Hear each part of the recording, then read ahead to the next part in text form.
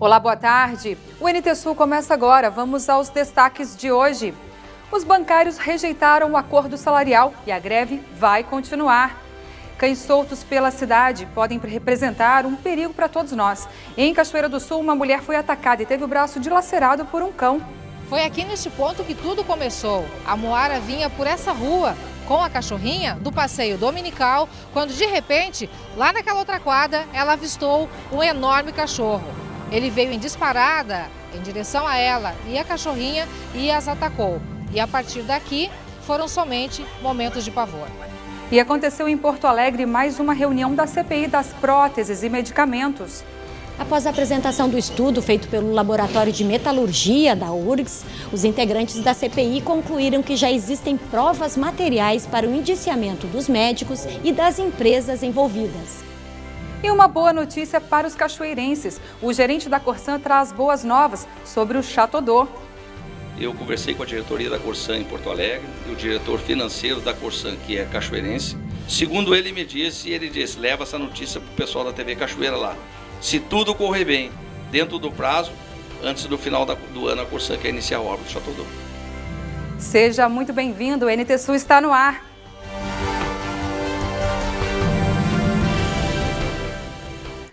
Com a greve dos bancários, que chegou há 2 semanas, tem gente indo em 2 lugares para pagar uma única conta. Uma rodada de negociações solicitada pela federação que representa os bancos tentou encaminhar um acordo salarial, mas os bancários rejeitaram a proposta e a greve vai continuar. 15 dias de bancos com as portas fechadas e a população que corra para a internet. A gente está usando bastante serviço da internet, né? A gente trabalha com um banco que possui o acesso à internet, então fica bem mais fácil. E quem precisa trocar um cheque, como faz? Prejudica em geral, né? Isso aí. Já atendimento péssimo de banco, só você depende de caixa eletrônico, porque na fila dos caixas tem um funcionário em cada banco. Esta operadora de telemarketing teve que ir a 2 lugares para conseguir pagar uma única fatura de cartão de crédito. A lotérica só aceita, mesmo em greve, somente até o pagamento de R$700. Aí tu faz um procedimento. Estou pagando hoje, entrei em contato com a operadora do meu cartão.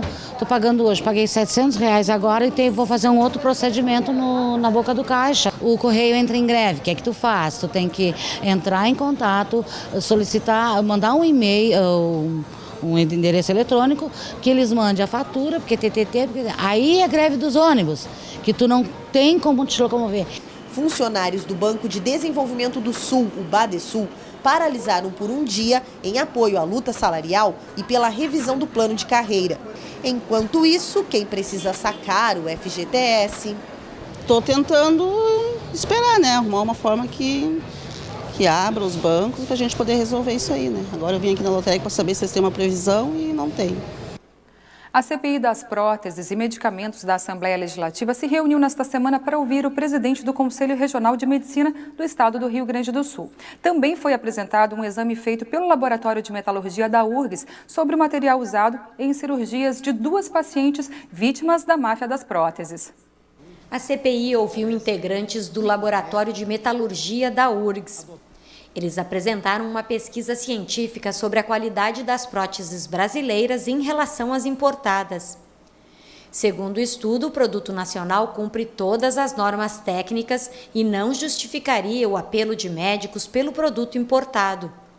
Os especialistas também divulgaram o resultado das análises químicas de materiais extraídos da coluna de 2 pacientes que afirmam ser vítimas da máfia das próteses. Um dos casos, o componente estava todo marcado, estava tudo de acordo com as normas e exigências. Já na primeira paciente, era um parafuso que tinha, os 4 parafusos, um parafuso era diferente do outro, e ainda um deles tinha, além de ser vazado, havia mais 2 furos perpendiculares.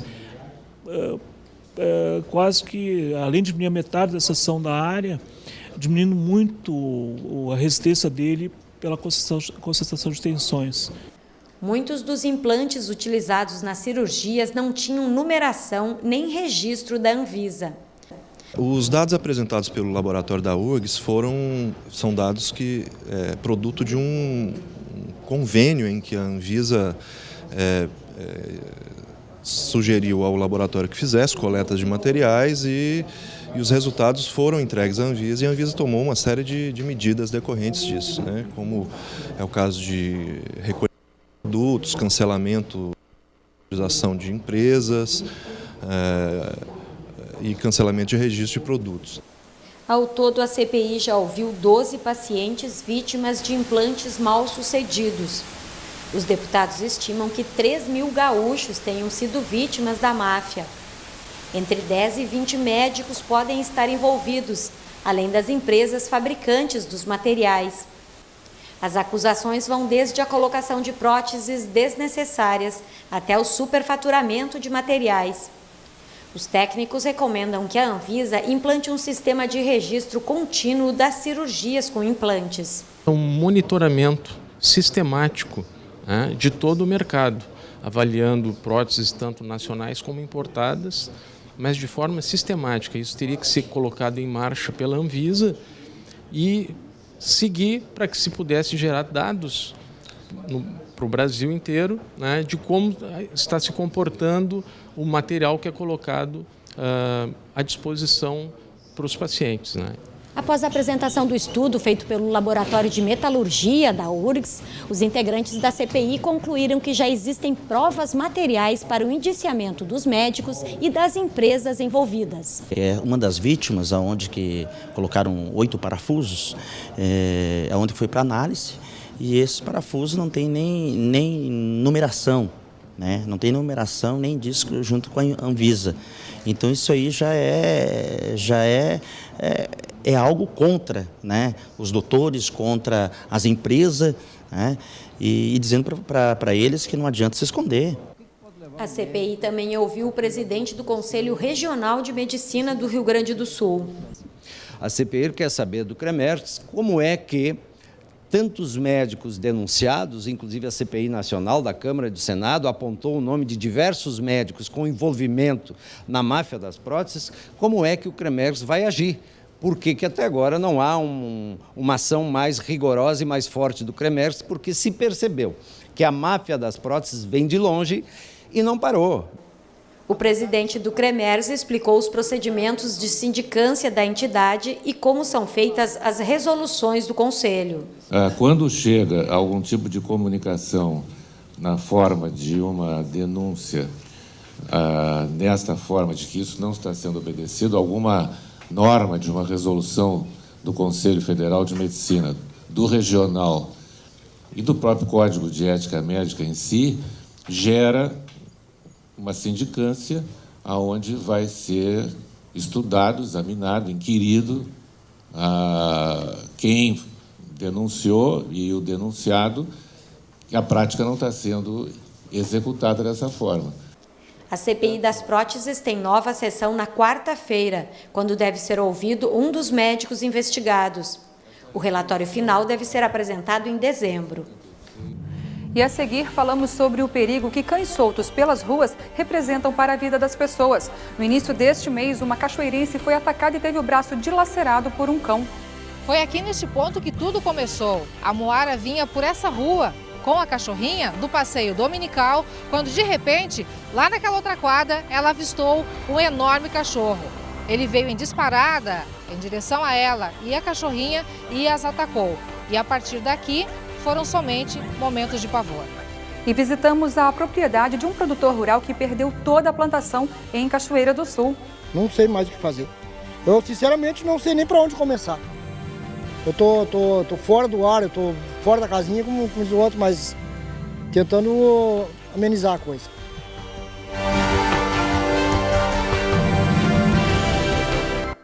O violento ataque de um cão sofrido por uma comerciária em Cachoeira do Sul no início deste mês causou comoção. Ela teve o braço dilacerado. Carteiros também convivem com a ameaça constante de cães. Veja na reportagem. Circular pela periferia de qualquer cidade é um bom exercício para se perceber o quanto os brasileiros apreciam ter um cão em casa. Segundo dados recentes do IBGE, em mais de 44% das casas existe um ou mais cães. Há 19 anos trabalhando como carteiro, o Manuel percebe isso. E se no roteiro habitual às vezes há imprevistos, imagina quando o carteiro precisa fazer uma rota desconhecida que ele não sabe as casas e ruas onde os animais costumam estar. Quando a gente tem que substituir algum colega fica complicado às vezes, porque daí tu tem que ter mais cuidado, ver bem o território onde é que para tu poder entrar, né? Às vezes pode ter algum solto e a gente não saber.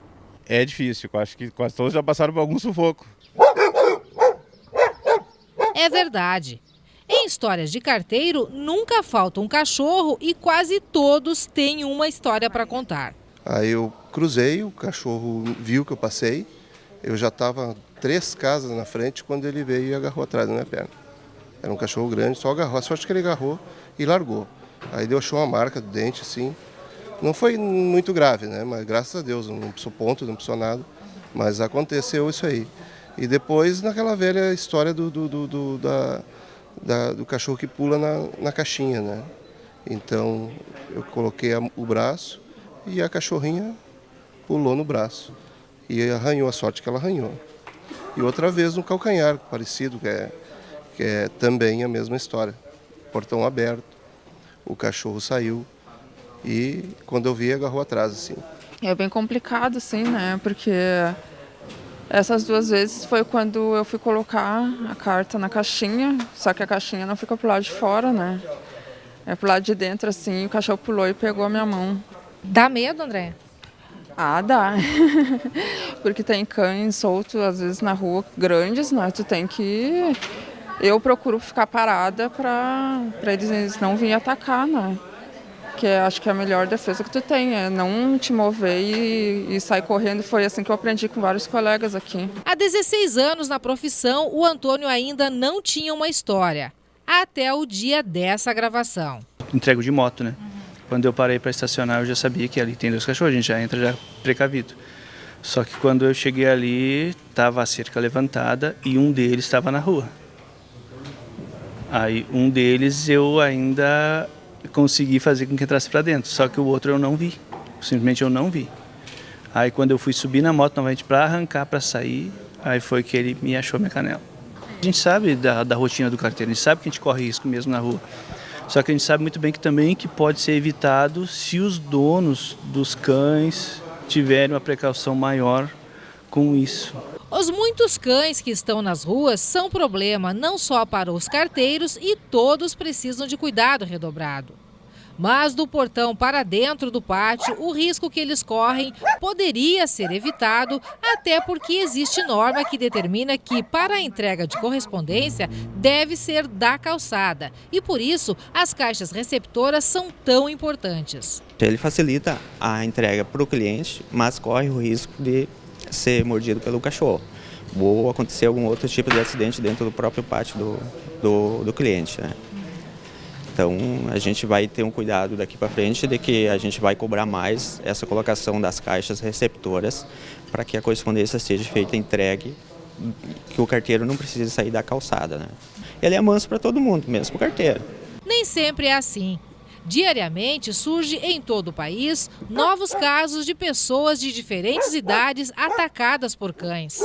A Moara é um exemplo. Foi aqui neste ponto que tudo começou. A Moara vinha por essa rua com a cachorrinha do passeio dominical, quando de repente, lá naquela outra quadra, ela avistou um enorme cachorro. Ele veio em disparada em direção a ela e a cachorrinha e a partir de então começaram os momentos de pavor. Ela conta que o cachorro tentou atacar a cadelinha Vicky, que no susto ela pegou no colo. No desespero e sob ataque do cão agressor, ela andou um pouco e jogou a cachorrinha por cima de uma cerca. Daí ele ficou mais com raiva e começou a me morder. Aí não parou mais. Aí mordia e eu gritava e ele me mordia, tentava me puxar. Aí teve uma hora que eu virei de costas e tentei fugir dele, sabe? Aí eu olhei pra trás e no que eu virei, que eu fui correr, ele mirou meu pé pra pegar, pra me puxar. Daí não adiantou, eu tive que ir escorada assim, até lá e ele me atacando. Ele me atacava. Te defendeu com o braço? Só com o braço. Ele pulava, ele dava 2 passos pra trás e se botava. Aí eu usava esse braço aqui, só esse aqui.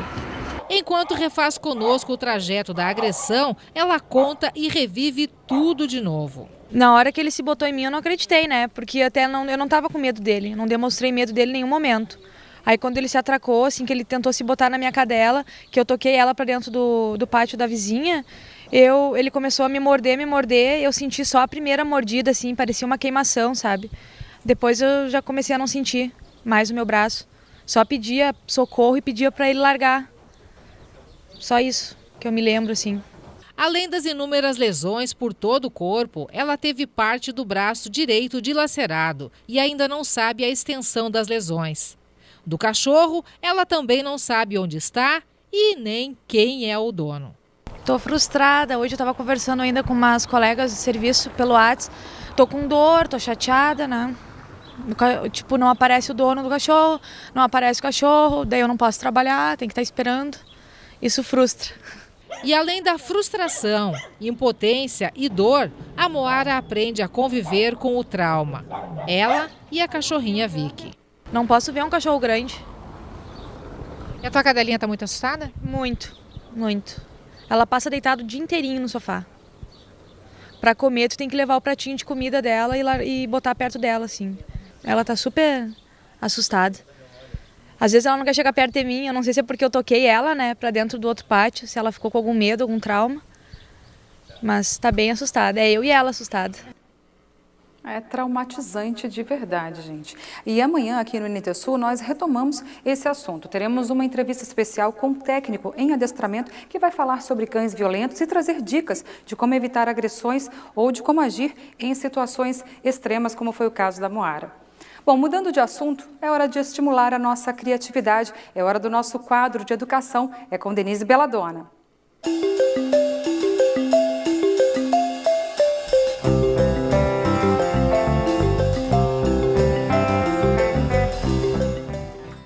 Boa tarde.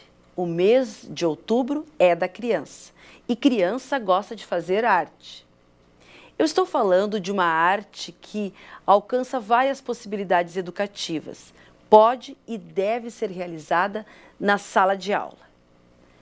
A manifestação artística, assim como o conhecimento científico, conhecimento técnico ou filosófico, também tem caráter de criação e inovação, favorecendo ainda mais o desprendimento das crianças das convenções para situações e soluções de novidade no dia a dia. A arte também é uma resposta humana diante das dificuldades ou das facilidades. De acordo com a professora Betânia Lopes, coordenadora do curso de Pedagogia do Centro Universitário Adventista de São Paulo, a arte pode ser um meio de facilitação da aprendizagem dos conteúdos vistos nas outras disciplinas do currículo. Ela diz que a arte possibilita ao aluno desenvolver sensibilidade, percepção e imaginação. Qual das disciplinas não necessita destes elementos para o aprendizado dos seus conceitos? Além disso, os assuntos abordados em arte podem construir pontes naturais para os temas das demais disciplinas. A arte já é conhecida nas telas pintadas ou até aquela arte que a criança cria no próprio momento. Tudo pode incentivar o aluno a tomar gosto por literatura, geografia, matemática. Tudo a partir da criatividade e percepção do gestor desse processo, que é o professor. A percepção que ele vai ter em encontrar elementos dessas e de outras áreas para trabalhar em classe.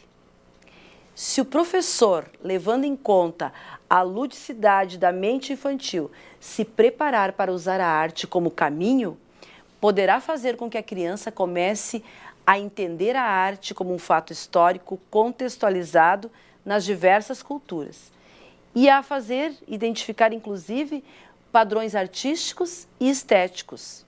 Por um lado, aprimorando o seu senso crítico e, por outro, aguçando a criatividade da criança. O gesto criador é muito importante no sentido da construção da identidade, autoestima e essencial para a descoberta de novos caminhos.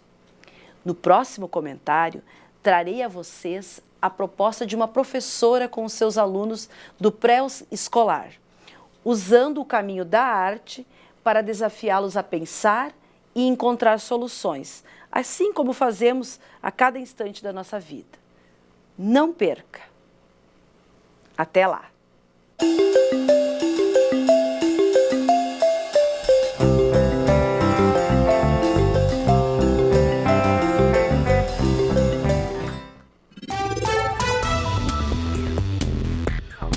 Cachoeira do Sul com tempo encoberto hoje. Podem ocorrer pancadas de chuva no decorrer do período. As temperaturas variam entre 17 e 26 graus.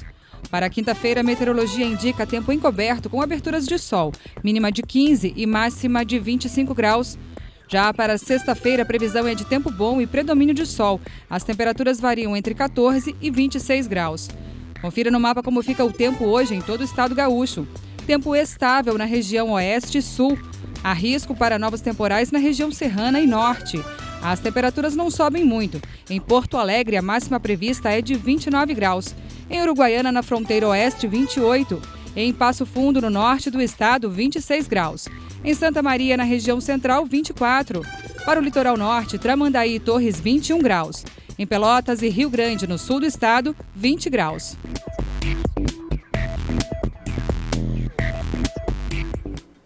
As perdas na produção agrícola em Cachoeira do Sul foram irreparáveis para alguns produtores. O repórter João Paulo esteve na propriedade de um fumicultor e mostra as consequências das chuvas da última semana. Cachoeira do Sul foi assolada pela chuva nesses últimos dias. Prejuízos incalculáveis. Não só nas casas das pessoas, com equipamentos, veículos, materiais de construção, para que o que foi perdido seja reconstruído, mas principalmente aqui. Nós estamos na propriedade do seu Wilson Platt, ele é fumicultor aqui em Cachoeira do Sul, e eu quero saber, seu Wilson, quantos anos o senhor tem e se o senhor já viu algo parecido na sua vida? Não, eu tenho 53 anos e nunca vi nada igual isso aí. É incrível isso aí, eu nessa idade eu passei por isso aí, não quero passar de novo por isso aí. De vir essa chuva de pedra e assim, e arrasar com tudo. Eu ficar sem nada, ficar praticamente na rua, né? O que eu tinha foi tudo para água abaixo, agora vamos começar da estaca zero de novo. O senhor tem aqui aproximadamente 2 hectares de fumo, tem outras, milho, cana? Tem cana, tem a horta, tem mandioca, tem tudo, todo tipo de planta aí. E o senhor calcula que não vai dar para recuperar nada disso? Não vai recuperar nada, o que dá, alguma coisa ainda dá para plantar, porque ainda está em período de replante. Mas tem outras coisas como fumo, essas coisas não tem como mais. O fumo, o prejuízo foi 100%? Foi 100%, isso aí não tem mais o que fazer. Isso aí tá aí para ver aí o que foi perdido, aí a pedra quebrou, o que não quebrou, não vai ter tempo para recuperar. Isso dito pelo próprio instrutor da fumageira, ele esteve aqui olhando e disse que não tem muito o que fazer. Não. O senhor calcula que o senhor teve um prejuízo de quanto aqui na sua propriedade? Eu calculo que só na lavoura de fumo aqui dá mais uns 25 mil. Fora o resto, horta e coisas que vendia para penar e feira e tudo, que a gente se mantinha disso aí. Eu calculo uns 40 mil reais ao todo. Fora o prejuízo da casa? Fora o prejuízo de casa, telha e tudo quanto é coisa aí. Isso aí não tem mais, eu não tenho nem noção do que eu vou gastar para reformar tudo isso aí. Galpão, forno de estufa e estufa de fumo e essas coisas aí, eu não fiz nenhum levantamento ainda para ver o quanto que eu vou gastar para arrumar isso aí. O senhor pretende fazer o que com essa área aqui de fumo, que na verdade tudo foi perdido? Tudo foi perdido. Eu vou esperar mais uns dias, vou ver se o tempo dá uma melhorada, porque já está marcando chuva de novo, e vou virar tudo e plantar milho. Plantar um milho, ver se recupera alguma coisa, plantar alguma coisa para ver se recupera um pouco, pelo menos, né? Do mais, não sei mais o que fazer. Eu, sinceramente, não sei nem para onde começar. Eu tô fora do ar, eu tô fora da casinha, como diz o outro, mas tentando amenizar a coisa. Esse milho que o senhor pretende plantar aqui nesse lugar, onde hoje tem o fumo que foi devastado pela chuva, quanto tempo ele vai produzir agora para poder dar algum lucro para o senhor? Isso lá para, eu acho que janeiro, fevereiro, por aí, talvez. Porque na nossa região agora nem é aconselhado plantar milho nessa época agora. O milho tem que ser mês de agosto ou então mês de dezembro. Se eu plantar agora ele vai estar bem fora de época, eu não sei se não vai pegar uma estiada lá para dezembro, novembro, dezembro, que vai impedir o crescimento dele ou a granação dele depois. Mas vou ter que arriscar, né? Não tem o que fazer. Alguma coisa vou ter que jogar com a sorte agora.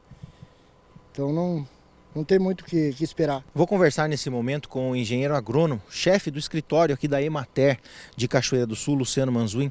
Luciano, depois de tudo isso que Cachoeira do Sul viveu. Vocês estão trabalhando em parceria com a Defesa Civil e com outros institutos para tentar dar um suporte para esses produtores que acabaram, na sua grande maioria, tendo prejuízo de mais de 50% da plantação. A situação ela ficou muito crítica em Cachoeira do Sul, porque o dano ele foi espalhado, muito concentrado na parte norte do município. A gente já tinha problema de alagamento na parte sul, mais com a questão da enchente, né?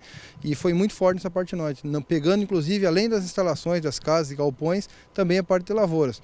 Como vocês já viram aqui, a lavoura de fumo foi muito atingida em Cachoeira do Sul. Segundo dados da própria FUBRA, a gente tem em torno de 40% com perda total. Isso aí é um dado muito grande e muitos desses agricultores têm o fumo como sua principal fonte de renda, né? E também a questão da produção de hortaliças, nesse primeiro momento, já está repercutindo nas prateleiras dos mercados. Cachoeira do Sul é conhecida nacionalmente como a capital nacional do arroz. E a gente sabe que é uma das culturas que influenciam e impactam diretamente a economia aqui do município. O arroz já vinha de uma queda nesse ano aqui com relação a insumos e ao próprio preço na venda, né, por parte dos produtores. E agora, vocês têm uma noção de como é que ficou a lavoura do arroz, já que já entra num período novamente de plantio pensando na safra de 2016? No momento nós estávamos com 2.800 hectares de arroz semeado e desses 980 estão embaixo d'água. Já soubemos que em torno de 800 hectares terá que ter replantio. Mas o dado mais preocupante não é esse, é que dos 31 mil hectares de arroz de Cachoeira do Sul, hoje 16 mil estão embaixo d'água. E a gente só vai ter uma noção disso aí no momento que baixar a água para avaliar. Mas com certeza haviam terras preparadas, valetas, taipas, muitas coisas prontas que terão que ser refeitas, né? E ainda tem a questão do zoneamento agrícola, que se essa água demorar muito para baixar e esse preparo for mais retardado ainda, né? Vai atrasar no plantio do arroz, que com certeza vai repercutir na produtividade para o próximo ano. Ou seja, quando baixarem as águas, a gente vai ter uma noção, na verdade, de qual foi o prejuízo, de ter uma condição de calcular o prejuízo, já que não fica apenas na semente, né? São empregados, é óleo diesel, é insumo, é todo o preparo que é feito antes do plantio. E como eu falei, são 16 mil hectares que estão embaixo d'água, então isso aí corresponde a mais de 50% da área de arroz hoje de Cachoeira do Sul. O que a Emater tem feito hoje para dar um suporte para esses agricultores? No primeiro momento, quando aconteceu a tragédia, a Emater colocou a equipe à disposição da Defesa Civil para auxiliar na parte de cobertura de casa e atender os agricultores que estavam precisando nesse primeiro momento e também os urbanos, né? Nós começamos a fazer o levantamento de dados para a Defesa Civil até para solicitar a questão de situação de emergência e agora estamos fazendo levantamento de estradas, pontes e também de telhados para tentar pleitear essa questão dos brasilites que estão sendo comprados, adquiridos para Cachoeira do Sul, né, para as casas mais afetadas, da população mais carente. E também estamos em contato junto com outros sindicatos e federações, pleiteando a questão da possibilidade de negociação de dívida com os agricultores que teriam parcelas para pagar esse ano, para que isso aí possa ser renegociado, ser pago nos próximos anos, né, ou parcelado. E também estamos pleiteando justamente a questão da liberação de alguma coisa de crédito para que os agricultores possam recomeçar a sua vida. Luciano, a gente sabe que olhar para uma situação com bons olhos, depois de tudo que aconteceu, é muito complicado, né? Foram perdas na lavoura, perdas em casas, implementos agrícolas e muitos outros prejuízos que esses produtores acabaram tendo. Dá para olhar, você com a sua experiência na Emater, de que esses produtores a curto ou a médio prazo, eles consigam dar a volta por cima? O que pode ser feito para que eles consigam mudar esse quadro? Olha, eu acho que, ninguém gostaria que isso tivesse acontecido, tá? Mas a primeira lição que fica, assim, eu acho que é um alerta para a gente em relação ao que a gente está fazendo em relação ao meio ambiente, de forma a gente está conduzindo. Eu acho que acende o sinal de alerta sobre o procedimento que a gente está tendo no dia a dia, porque isso não é uma situação normal, né? Então acho que é momento realmente de a gente parar e reanalisar a forma que a gente está conduzindo a nossa vida, tanto no urbano como no rural, né? Me surpreendeu muito a questão da solidariedade em Cachoeira do Sul, muita gente ajudando, muita gente abrindo mão de muitas vezes de cuidar da coisa da vida pessoal para auxiliar quem estava precisando. Os agricultores, não é a primeira vez que acontecem situações difíceis na vida. Nós trabalhamos com agricultores, com pequenos agricultores, e a gente sabe que a vida é batalhada mesmo. Infelizmente aconteceu, a gente torce muito que eles tenham forças de reerguer e seguir a vida e daqui a alguns meses já começar a colher esses novos frutos e se reerguendo, né? Mas eu acho que passa muito aí para a questão de crédito, né? Hoje, para a gente conseguir se reerguer isso aí, a questão de parcelamento de dívidas atuais e também de linhas de crédito para que eles possam reiniciar na atividade e reestruturar sua vida novamente. Nós vamos fazer um pequeno intervalo agora e a seguir temos uma boa notícia para os cachoeirenses. Recebemos em nosso estúdio o gerente da Corsan de Cachoeira do Sul e ele traz boas novas sobre o Chateau d'Eau. Eu conversei com a diretoria da Corsan em Porto Alegre e o diretor financeiro da Corsan, que é cachoeirense. Segundo ele me disse, leva essa notícia para o pessoal da TV Cachoeira lá. Se tudo correr bem, dentro do prazo, antes do final do ano, a Corsan quer iniciar a obra do Chateau d'Eau.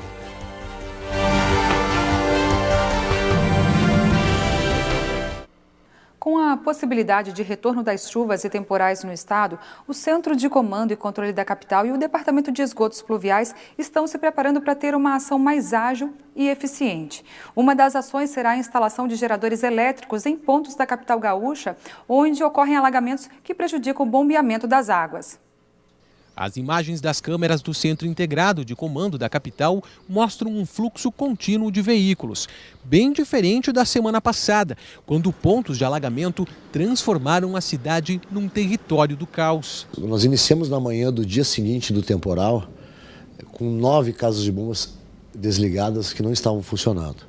Durante o dia elas foram diminuindo, passou para 6, passou para 3 e assim foram. A última a ser ligada demorou 72 horas, então ficaram 72 horas, foi do bairro Anchieta, 72 horas ficaram elas sem funcionar por falta de energia. Houve queda de 2 postes, houve queda de uma árvore no cruzamento de rede e isso dificultou a CE o seu conserto. Desde o início da semana, as autoridades se organizam para evitar que cenas assim se repitam. O novo prognóstico de chuva aumenta ainda mais a preocupação. A solução encontrada pela Prefeitura foi a instalação emergencial de 11 geradores de energia em 7 casas de bomba, sistema responsável por drenar a água acumulada da chuva e enviar para o rio. A casa de bomba, que fica nas proximidades da rodoviária, foi uma das contempladas. A unidade funciona em alagamentos que atingem a área central da cidade. Nós optamos por casas de bombas que atingiram a população diretamente e que atingem serviços essenciais como o abastecimento de água da cidade. Com a instalação dos geradores próprios, a Prefeitura quer evitar que o funcionamento das casas de bomba dependa exclusivamente da rede elétrica da cidade. Hoje, o abastecimento de energia é cortado como medida de segurança toda vez que Porto Alegre apresenta pontos críticos de alagamento. Os geradores próprios também resolvem outro problema, o das constantes quedas de energia, muito comuns em temporais e ventanias, como os que atingiram o estado na semana passada. Os geradores permanecem nas casas de bomba até a sexta-feira. O equipamento, que chega a pesar 2 toneladas, foi alugado pela Prefeitura. A tendência é que no futuro, 18 das 19 casas de bomba de Porto Alegre recebam geradores permanentes. E sobre o abastecimento de água aqui em Cachoeira do Sul, recebemos em nosso estúdio o gerente da Corsan, Moisés Calegari, e o engenheiro Luiz Erasmo. Eles falam do trabalho da Corsan nos últimos dias para garantir o fornecimento de água para a cidade e trazem uma boa notícia sobre o Chateau d'Eau. João Paulo, boa tarde, é com você. Boa tarde, Darcy. Boa tarde a você que assiste a TV Novo Tempo, que assiste e acompanha as notícias aqui no NT Sul.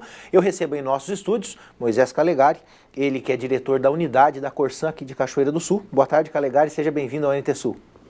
Boa tarde a vocês da TV NT Sul, Cachoeira. É um prazer muito grande a gente poder estar aqui e falar um pouco das últimas ocorrências devido aos temporais, falar um pouco de Corsan e falar um pouco sobre obras. Tá certo.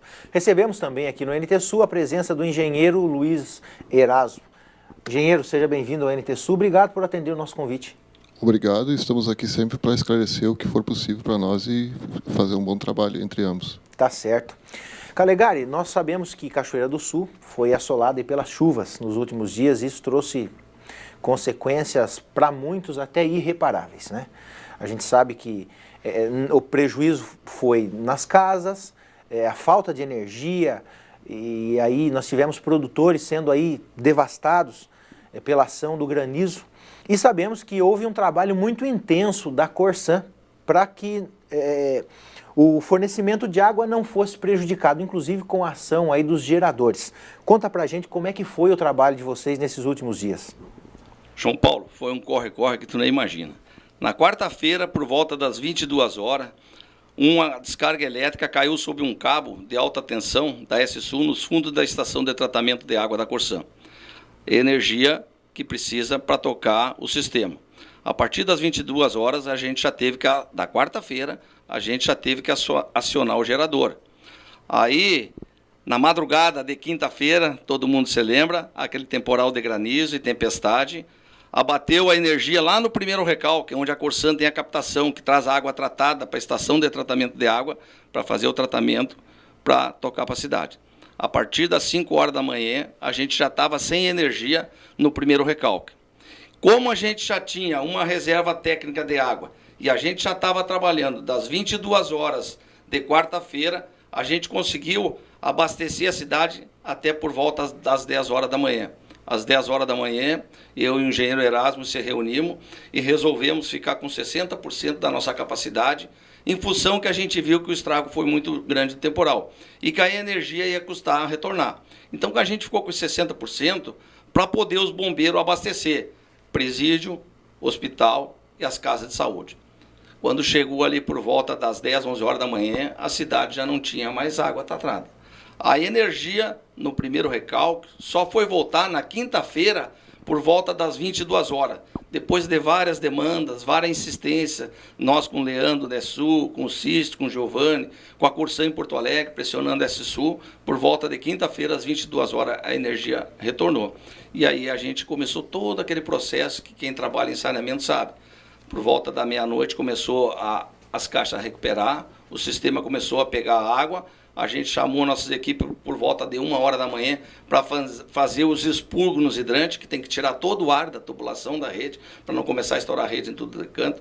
A parte baixa, como o sistema da Corsan é um sistema em marcha, e ele é tocado por 2 ou 3, 4 recalques que nós temos aqui, a primeira a abastecer foi a parte baixa. Quando chegou pelas 8 horas da manhã eu liguei, a parte baixa do reservatório aqui da Praça Borges já estava com 60% de água dentro. A partir dali, você começa a bombear a água para a parte alta. Aí foi todo aquele trabalho, a parte alta é muito estendida, é muito grande, para bombear a parte alta. Que foi recuperar só por volta das 23 horas do mesmo dia de sexta. Mas, no domingo, o pessoal, Capão da Cruz, Água Morna, Guajuvira, Rincão dos Menezes, Rincão dos Quife, que são em torno de 300 economias lá, foram ver a água só no domingo à noite. E como eu volto a dizer assim, a nossa preocupação grande, hoje nós temos 3 geradores na cidade. Quando foi feito o acordo com o prefeito em 2011, uma das reivindicações era o gerador e a reforma do Chateau d'Eau, que depois eu vou falar mais adiante. Esses 2 geradores da ETA e da Praça Borges, terceiro recalque, já estão desde 2013 operando. Mas quem trabalha com água, com saneamento, sabe que o coração de tudo é o primeiro recalque. É lá no Rio. E lá está sob inundação, está tudo inundado. A Corsan começou uma obra do gerador, lá demorou um pouco, já era para estar construída, tudo em função da licitação, autorização da FEPAM, entendeu? Construção da obra. Já é a 4ª vez que o Rio nos pega lá na enchente, que a gente teve que parar o serviço com a obra, entendeu? Então é uma obra que está em final de acabamento da parte civil. Depois de terminar a parte civil, nós vamos fazer toda a parte eletromecânica da obra, que é a ligação dos cabos, quadro de comando, para aquele gerador também ficar em funcionamento. Só não conseguimos abastecer a cidade porque o gerador do primeiro ainda não está pronto.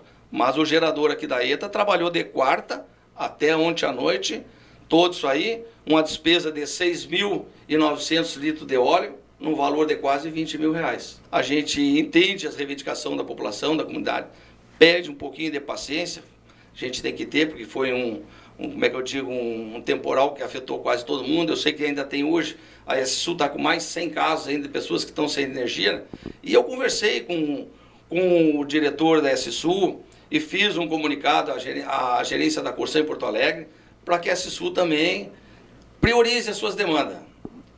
A gente é usuário da SSU, a Corsan é usuário como qualquer um de vocês. E a gente acha que, como eu disse para o gerente da SSU, temos que priorizar, porque nós trabalhamos com saneamento, vamos abastecer primeiro então a parte da energia elétrica das bombas e depois vamos ver os outros casos. Primeira necessidade, né? Primeira necessidade.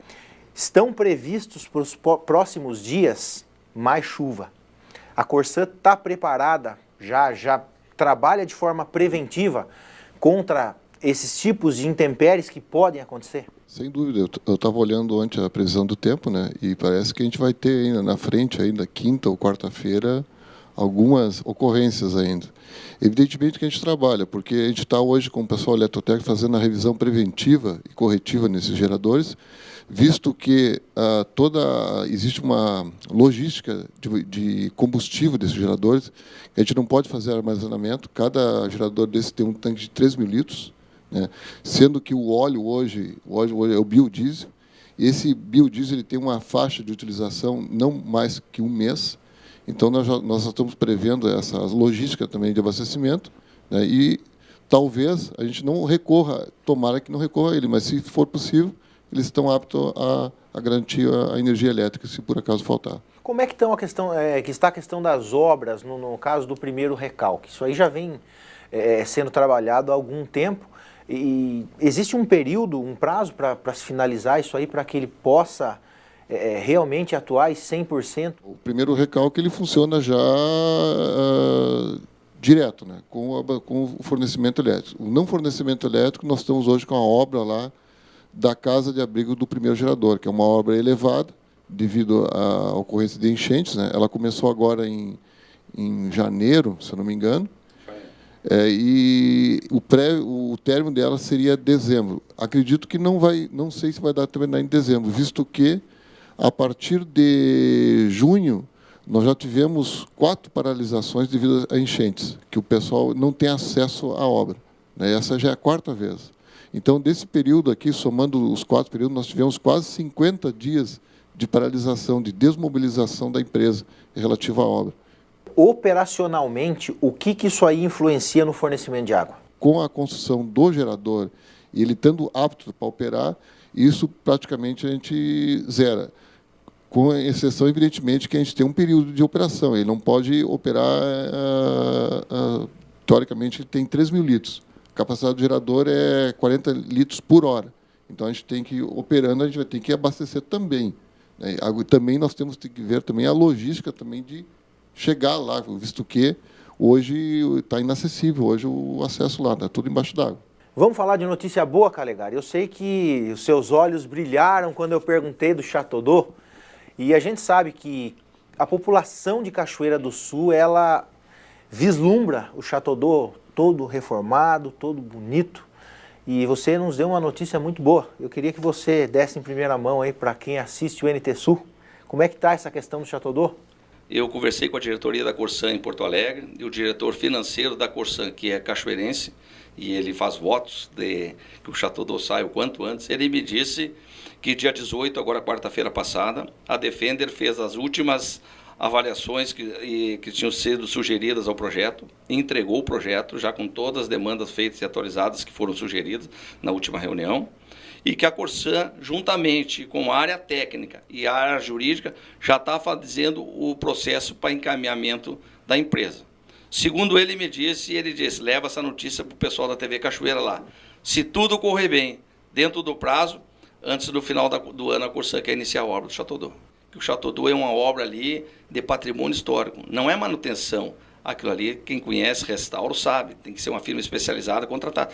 Não adianta nós chegar lá, gente que é acostumada com obrinha e coisa, pegar lá um balde de massa e colar um braço de uma ninfa daquela que está quebrada. Não, tem todo um processo, tem todo uma firme, tem todo um trabalho feito atrás disso, de técnico, de pessoas especializadas, para fazer conforme foi construído na época, nos melhores padrões feitos. E a Corsan quer fazer.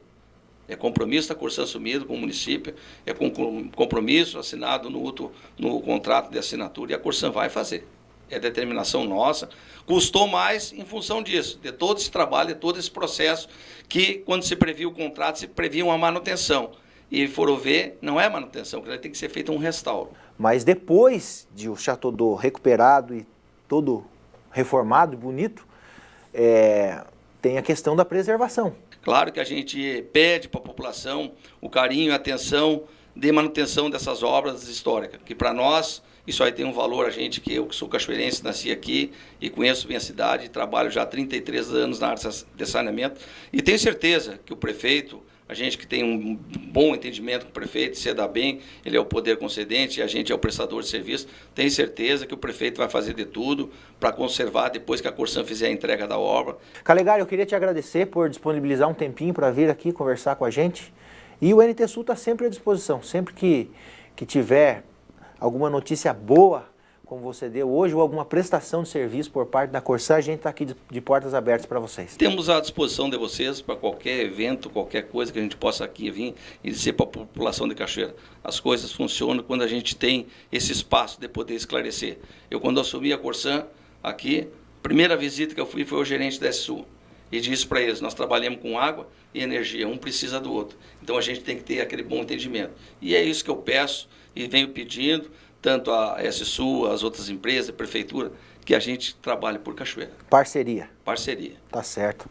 Engenheiro, muito obrigado por atender o nosso convite, estar aqui. A gente deseja que não se passe mais, né, não aconteçam mais situações como na semana passada, e a gente torce para que o cachoeirense continue sendo bem atendido pela Corsã e que a empresa cresça e possa sempre prestar um atendimento de qualidade aqui para Cachoeira do Sul. Obrigado pela oportunidade e estamos sempre à disposição para qualquer esclarecimento que vier a ocorrer. Tá certo. Darcy, depois da boa notícia aí do Chateau, eu volto com você aí no estúdio. Tá certo, João Paulo, muito obrigada. E com essa boa notícia, a gente encerra o NT Sul de hoje. Uma ótima tarde para você. Tchau!